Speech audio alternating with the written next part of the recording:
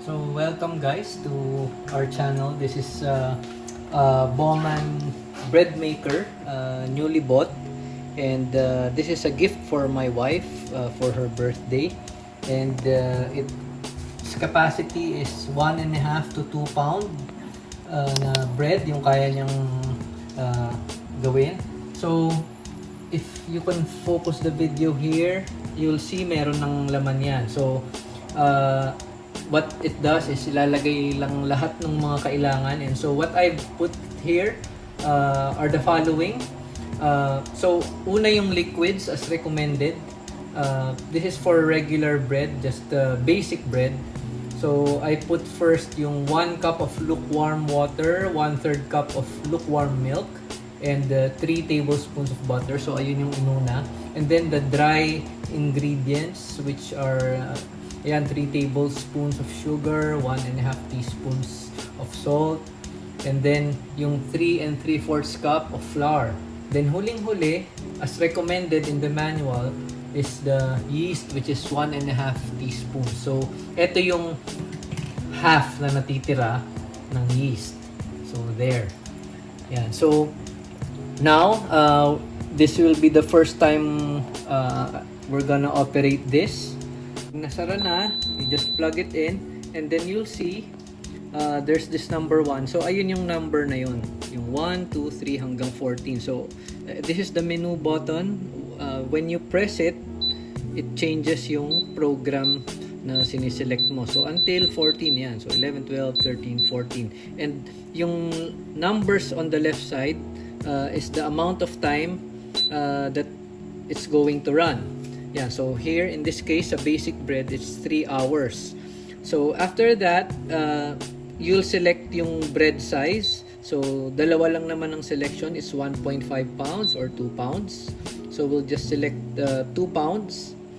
And then next selection is yung color nung bread. So how brown do you want the bread to be?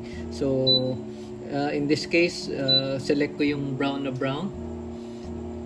And then, moderate lang.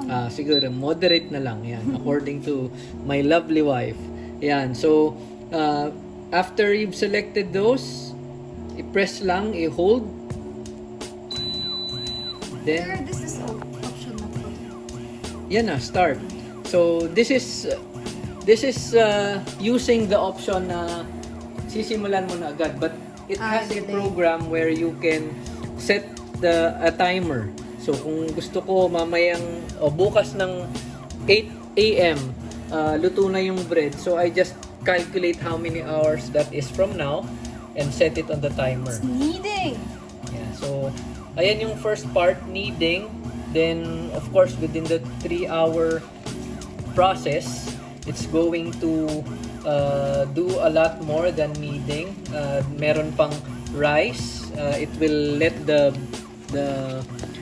yung mixture rise, of course, and then saka siya magbe-bake, and then it's going to warm. So that's it. I hope if you bought something like this and you're trying to learn how to use it, you found this simple demo very useful.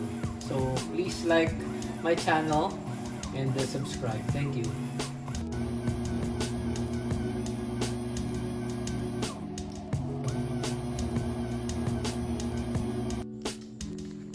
Okay, so baking is done after 3 hours. So I'll just unplug and we'll see what happened. So what we did was we set it for just basic white bread baking. So syempre mainit pa yan. So kaya may provide na ganito nakasama. Yan, so it's just this, then twist to unlock, and then yun na. So since it's hot, I'll use this. Okay, kita nyo, ayan yung ilalim. So I felt it, dumulas na agad siya pababa. So here's the bread.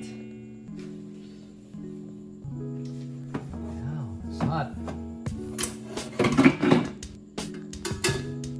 So, yan yung ating medium color setting. So that's the bread from again using the setting just number 1 yung basic, and it's just 3-hour bake, or actually 1-hour bake. I think the first 2 hours was mixing and letting the dough rise. So ayan, so we'll need to slice it.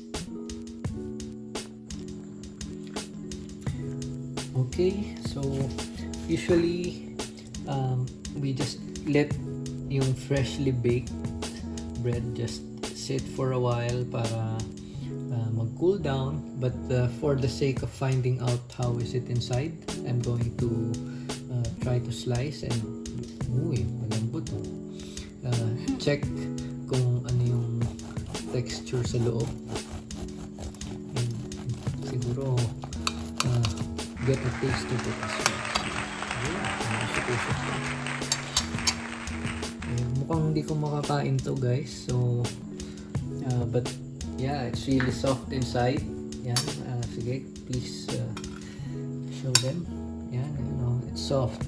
Yan, nakikita nyo, very fluffy. So mainit to, so I'll just try to eat one part kasi nga mainit dahil below.